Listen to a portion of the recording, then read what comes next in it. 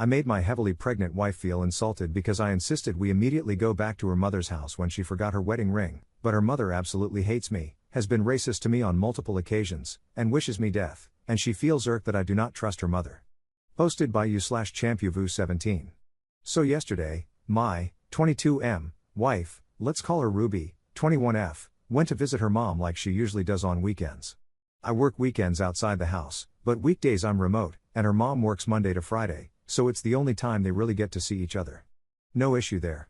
Ruby's currently on maternity leave, and our baby is due next week, so I totally get that she wants to spend time with her mom while she still can. Here's where things went off. Ruby came home in a taxi and told me she accidentally left her wedding ring at her mom's place. She took it off because it was hot and her fingers were swollen, pregnancy stuff. I didn't get angry or anything, just asked where she left it and said, "Let's go back and grab it." I offered to drive us, since I didn't want to wait. That's when it started getting tense. She tried explaining over the phone that her mom would keep it safe and we could pick it up tomorrow. I heard her out, but I wasn't comfortable with waiting. I was polite, calm, didn't insult anyone, but I insisted we go get it now. I even said I could go alone after helping her go upstairs, but she didn't want that either. By the time she got home, I was already waiting in the car. She got out of the taxi, clearly upset, and pushed me away when I tried to help her with her bag. She gave me the silent treatment while calling her mom to say we were coming back for the ring. Then she finally asked, "Why are you doing this? Why can't you trust her?" And that's where I lost my cool a little, not yelling or anything, but I stopped sugarcoating. I told her the truth. No, I don't trust her mom. She knows why. Her mom once lost our engagement ring during a rough patch and it magically showed up months later. This same thing happened with many other sentimental items I gave her, and some of them never appeared again. Ruby insists it was just a mistake, but to me, there is no reason to blindly trust my mother-in-law. That wasn't the only thing either. Her mom has insulted me, made racist comments about my background, hit me once when I showed up at their place after dark at their doorstep, and has never apologized for any of it. I listed those things out, not to throw them in her face, but because Ruby kept asking why. I asked her why her mom gets all this grace for doing things. She just wished me death yesterday just because Ruby was feeling sick while I was picking up her meds, but I can't even state the facts without her getting upset. She cried. I comforted her, apologized for being harsh, and made it clear that I wasn't trying to attack her or her mom. I was just being honest. I told her I don't believe her mom would purposely throw away the ring, but based on history, I wasn't willing to risk it getting misplaced again. If I ever wanted to test whether things had improved, it wouldn't be with something as personal as our wedding ring. We went back. Her mom gave me the usual cold stare, but at this point, I don't care anymore. Later, Ruby and I talked. She said she understood and forgave me, but she still felt hurt about the way it all went down. I didn't yell, I didn't insult anyone, I just acted quickly, maybe too quickly, and didn't give her time to process it. I agreed and apologized for that part, but I still feel down about all this as well. In my defense, I just panicked a bit. I value that ring a lot, and when something feels urgent, I move. Ruby has actually thanked me for being that way in past situations, but after seeing my wife still so sad about this, I'm wondering if I should have just let it go. So yeah. I don't know. I feel like I did the right thing, but maybe in the wrong way. How do I fix this? And am I the jerk? /relevant comments. Commenter. Not the jerk. Your mother-in-law is a pain, but the problem is that your wife is allowing her to continuously disrespect you. You need to have a serious sit-down conversation about how she's mistreated you and what you expect your wife to do about it. It's not being harsh, it's setting boundaries and asking her to put your family first, you, her, and your new baby. The situation will only get worse when the baby comes because your mother-in-law will be around even more and influencing your child. Just one item in the list you shared about how your mother-in-law has mistreated you is grounds for no contact or low contact. Your wife needs to be an adult and stop running to her mom for every little thing. Ops response. I've tried to talk to her about this. Sadly, my mother-in-law is the only close family left for her, and she's always too defensive about their relationship. Abuse and control are also some factors in their relationship, so I don't expect her to heal overnight, but all I ask is for some respect and the same grace she gives to her mom about her mistakes. Commenter 2. Your wife is due next week, dude. It doesn't seem like you thought about how she's feeling physically or emotionally. It's just a ring, and it could have waited, but more importantly, you should have listened to and respected your wife's wishes. She wasn't worried about it, but you couldn't let it go and stressed her out about it. Seriously, man, waiting in the car? It was all about you and what you wanted. Even now, you don't seem to acknowledge or realize that. Completely self-absorbed and oblivious to your wife's feelings and well-being. Ops response. Yeah, you're right. I still don't see the big deal about driving 10 minutes back to her mom's house. It's not like I didn't give her any options. If she was tired, she could have waited at home, but I'm not trusting her mom and she already knew this. Commenter 3.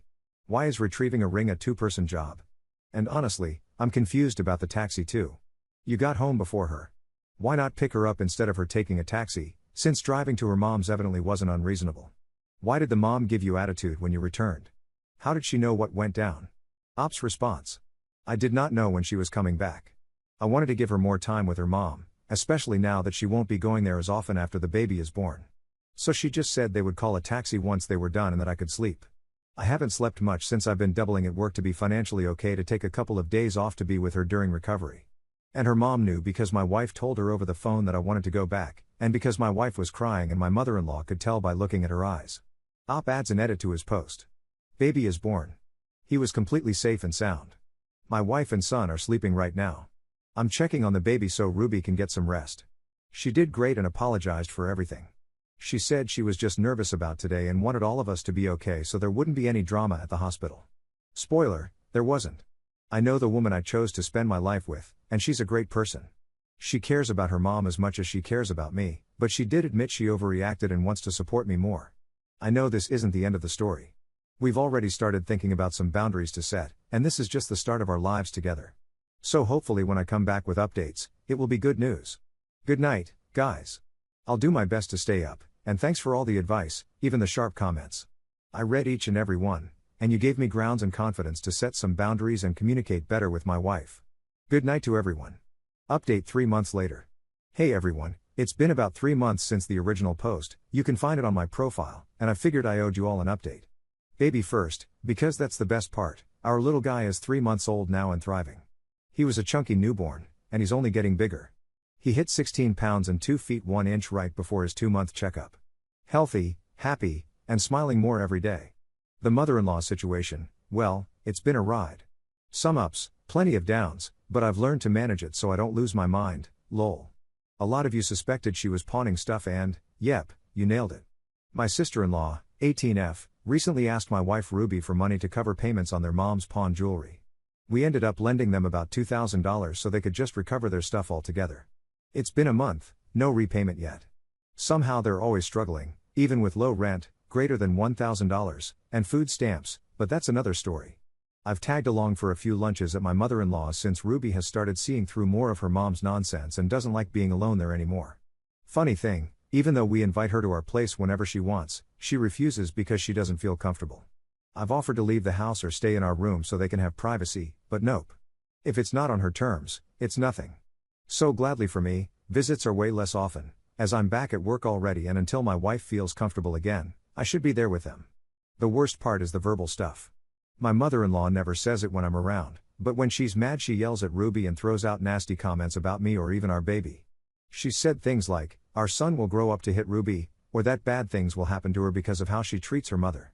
It's gross. Ruby's been doing therapy, and we agreed our son doesn't need to grow up hearing that.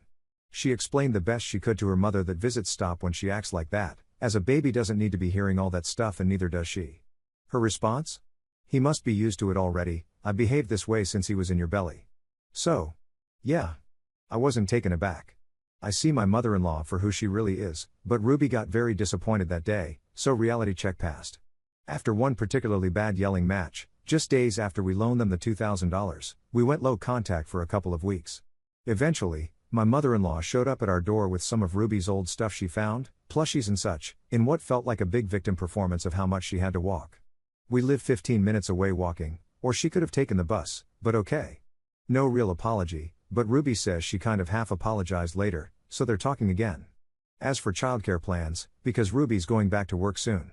My mother-in-law had offered free babysitting, but that's off the table. She's joked about spanking our son to correct him, he wasn't even 2 months old when she said that, and suggested giving him water in the summer. Whether that's ignorance, Ruby's take, or something darker, my take, it's a hard no. We're hiring a sitter, actually my mom, who does this professionally, and we'll pay her, because our kid deserves patience and love, not someone with random anger blow-ups. So for now, my mother-in-law still sees the baby, but only supervised. Any more screaming and visits stop again. I doubt she'll ever change. Therapy is for crazy people, according to her, So we're just keeping contact as low as Ruby will allow. I'll save my venting for Reddit and my therapist. That's pretty much it. Thanks to everyone who gave advice last time.